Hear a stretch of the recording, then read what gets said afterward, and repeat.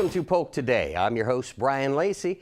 Polk Today is a daily show airing Monday through Friday here on PGTV with useful county information, weather, and highlights from PGTV programs, along with previewing upcoming meetings. We will show you ribbon cuttings, groundbreakings, and other community events and services, all designed to get your day started. The Polk County Small Business Assistance Center, Polk County Transit, and Polk County Waste and Recycling are just a few of the contributing partners to Polk Today.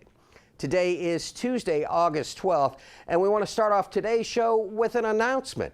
County Manager Jim Freeman has appointed Gary W. Hester to a newly created Deputy County Manager position, pending confirmation of the Board of County Commissioners at their August 19, 2014 board meeting.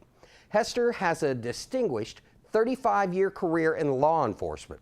Prior to serving as Winter Haven's police chief for the past 4 years, he spent 31 years with the Polk County Sheriff's Office, serving as Chief of Staff under Sheriff Grady Judd from January 2005 to August 2010. The new Deputy County Manager position was created in conjunction with other position eliminations, resulting in an overall cost savings to the county.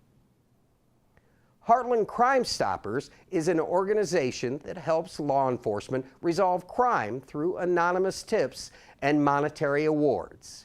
It encourages a cooperative partnership between law enforcement, the media, and the community to ensure security and enhance our quality of life.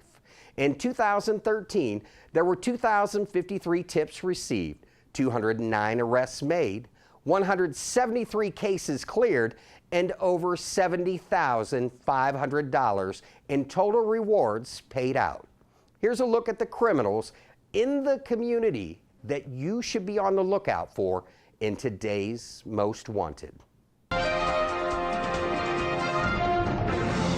Brian Dale Andrews. Now, in 2007, we had warrants issued for him for 2 counts of DUI manslaughter, which means he was drunk and was involved in an accident which took 2 lives. Now, he reportedly has fled, last reports, possibly to Mexico. He also is known to have spent time in Ohio. He also has family in the Frostproof area here in Polk County. But Brian Dale Andrews is wanted for 2 counts of DUI manslaughter. He's a white male, 36 years old, and we have a reward of $3,000 if someone has any information at all where he could be located. Grady Judd and his staff at the Sheriff's Office really want to get this gentleman really bad. Building a Healthier Polk is a group of community partners brought together by Polk Vision who are working towards the goal of reducing the obesity rate in Polk County. A reduction in the obesity rates in Polk County aligns with the Florida State Health Improvement Plan and the Healthy People 2020 goals. Communications specialist Andy Orell has a look at the plan and some of the details. Hi, this is Andy Orell, and I'm here with your weekly Health Watch update. Our country is in the beginnings of an obesity epidemic. 1 out of every 3 children are considered overweight or obese. Over $190 billion are spent yearly on obesity-related illnesses, and nearly 50% of Americans will have to deal with diabetes brought on by excess weight at some point in their lives. Locally, the Lakeland and Winter Haven area was recently deemed the 7th most obese metropolitan area in the country, with nearly 40% of our residents being considered obese. In an effort to meet this challenge head-on, Polk Vision and over 70 other community stakeholders have come together to help form Building a Healthier Polk.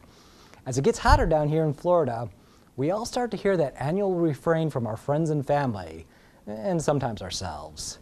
It's too hot to exercise. Well, instead of saying that, let's now yell from the mountaintops, and yes, I know, there aren't any mountains in Polk County. It's time to switch it up. What can I do instead? Well, by dressing properly for conditions, you can safely exercise in nearly any weather.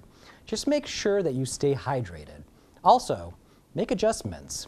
Since it is significantly cooler in the early mornings or after the sun sets, plan your workouts accordingly. If conditions are really just too brutal, simply skip the outdoor scene and take your workout indoors. Maybe pop in a fun DVD or take a Zumba, yoga, or some other indoor class. Weather should absolutely never be an excuse. Always remember, picking up a good fitness habit today will equal a healthier lifestyle tomorrow. Staying on top of the events here at Polk today includes a look at the weather. For the latest forecast conditions, temperatures, and what's happening in the tropics, we take you to the Emergency Operations Center with EOC Coordinator Billy Abernathy. Good morning. I'm Bill Abernathy, Polk County Emergency Manager in the Emergency Operations Center. This is your local conditions for Wednesday, August 13th, 2014. For today, we expect a high of 93 with a low of 76. The heat index will be at 100 degrees. Today, we expect a 40% chance of scattered thunderstorms, mainly after 11 a.m. The winds will be generally from the southwest at 5 to 9 miles an hour. Rainfall amount should be between 1/4 and 1/10 of an inch, except for higher amounts possible in the thunderstorms themselves. For Thursday, we expect a high of 92 with a low of 75. Heat index is 92, with a 60% chance of thunderstorms likely between 2 p.m. and 5 p.m. Rainfall amount should be around 1/4 to 1/2 an inch. Winds will be from the south at 5 to 7 miles per hour. And on Friday, high of 92 with a low of 74, with a 70% chance of thunderstorms. Winds should be generally from the west at 5 to 9 miles per hour. Currently in the tropics right now are quiet. Polk County Emergency Management is monitoring a low pressure system in the middle Atlantic and also a tropical wave just coming off the coast of Africa. Reminder, today, August 13th, is the anniversary of Hurricane Charlie impacting Polk County. 115-mile-an-hour winds came into us late. PGTV is Polk County's government access cable TV channel. Our programming allows residents easier access to county government meetings and local programming. One such program is the Commissioner's Report. The purpose of the show is to educate and connect the public with the Board of County Commissioners. The show highlights current government news and the way county functions, along with how the County Commission is making a difference in the lives of Polk County residents.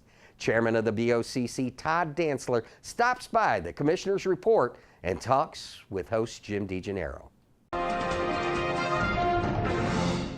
Earlier this year, the Board of County Commissioners voted to assess a special millage for a small enclave in northwestern Polk County called Rancho Bonito. What's a Rancho Bonito? You've never been there, Charlie? No, you haven't? No, it's sir. up in the northwest portion of the county. It's almost in the next county. It just about adjoins it.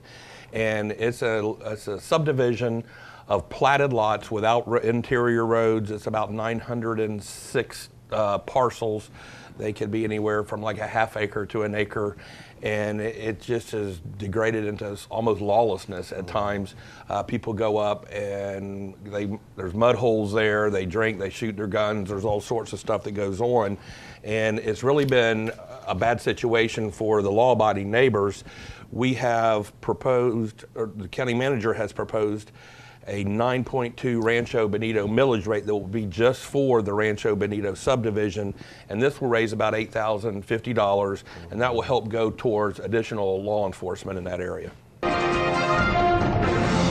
Hey, that's going to do it for today's show. As a reminder to keep current with programs in progress in the county, I want you to visit us online at polk-county.net or follow us on Facebook and Twitter, or even check out the Polk County YouTube channel.